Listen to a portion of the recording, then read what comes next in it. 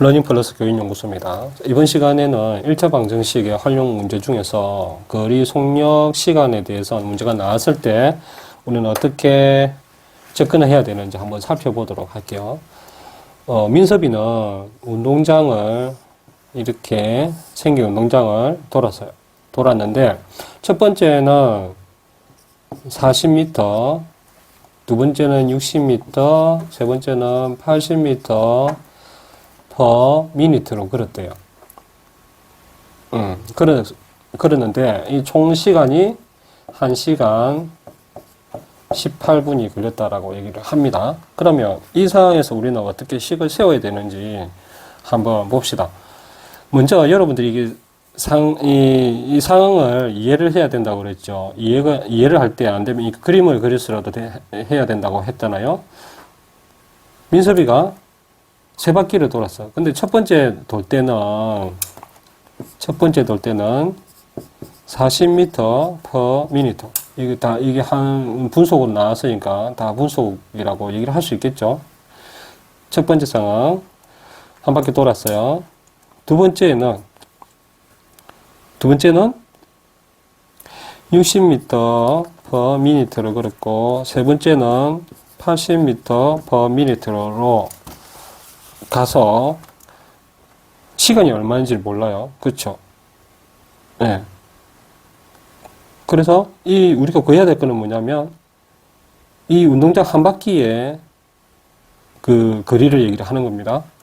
우리가 찾아야 되는 거예요. 그랬을 때 시간이 1시간 18분이 걸렸다고 합니다. 그러면 세 가지 상황이 되는 거죠. A 상황, B 상황, C 상황이 되는 거죠. 자, 첫 번째 돌았을 때의 이 속도, B 속도, C 속도 이렇게 세 바퀴가 도는데 우리가 구해야 될 것은 이 운동장 한 바퀴가 얼마인지를 모르는 거예요. 네. 그랬을 때 이 상황에서 우리는 어떻게 구해야 되는지 그거에 대해서 좀 풀어보겠습니다. 문제 식을 세워보겠습니다. 우리가 거리를 몰라요. 그러면 우리가 이 문제에서 알 수 있는 것은 뭐냐면 최종적으로 시간이 1시간 18분이 걸렸다라는 거죠. 그렇죠? 1시간 18분.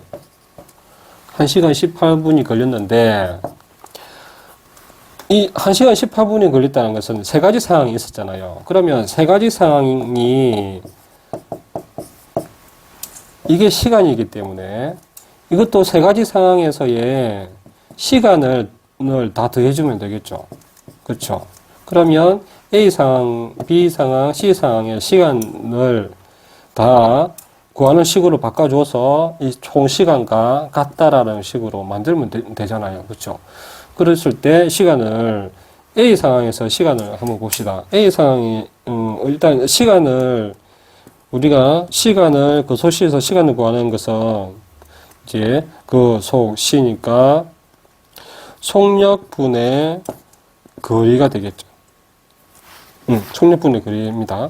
우리가 근데 시간은 알 수가 없죠. 얼마나 걸렸는지를 알 수가 없는데 시간을 나타낼 수 있는 이 식을 우리가 써주면 시간을 나타낼 수가 있겠죠. 근데 속력은 봅시다.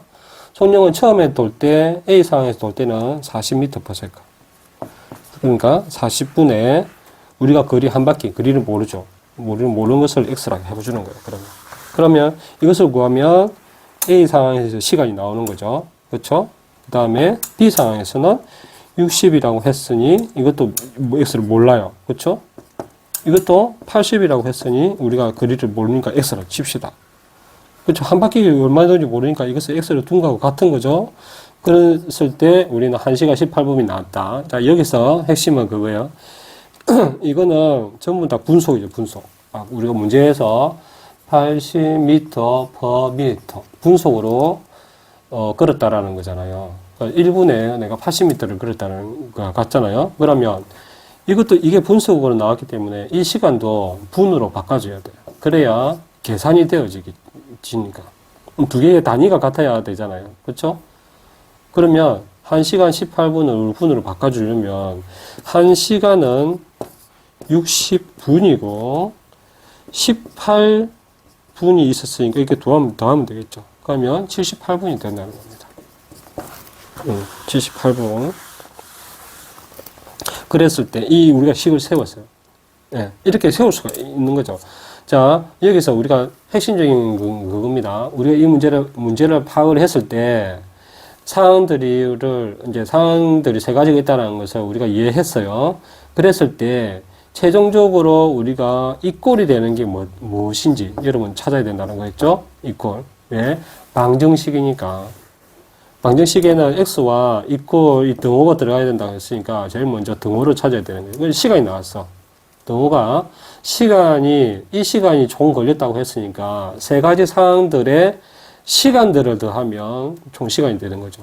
거리를 구하는 것도 아니고 이 미터를 구하는 게 아니고 이게 시간이었기 때문에 여기에서 이 상황에서의 시간들을 더해주는 거예요. 그렇죠?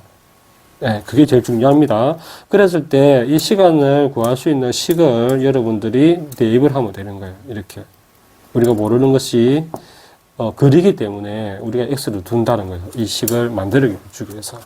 그리고 중요한 것은 이게 단위.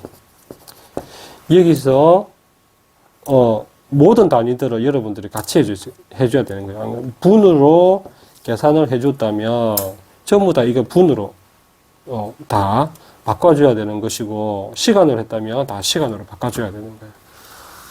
미터도 마찬가지예요. 킬로미터를 했으면 킬로미터로 해줘야 되고 또 일반 그냥 미터를 했으면 미터로 해주셔야 돼요. 전체적으로 이 식을 세워가지고 그게 제일 중요하니까 여러분들이 이런 문제가 나왔을 때 당하지 말고 하나씩 해 나가시면 좋을 것 같습니다. 이 문제를 푸는 것은 여러분 쉽지가 않죠. 저번에 이게 x가 분자로 왔을 때 제가 한번 설명을 했을 거예요. 이것을 어떻게 하는지 먼저 통분을 해야 되겠죠.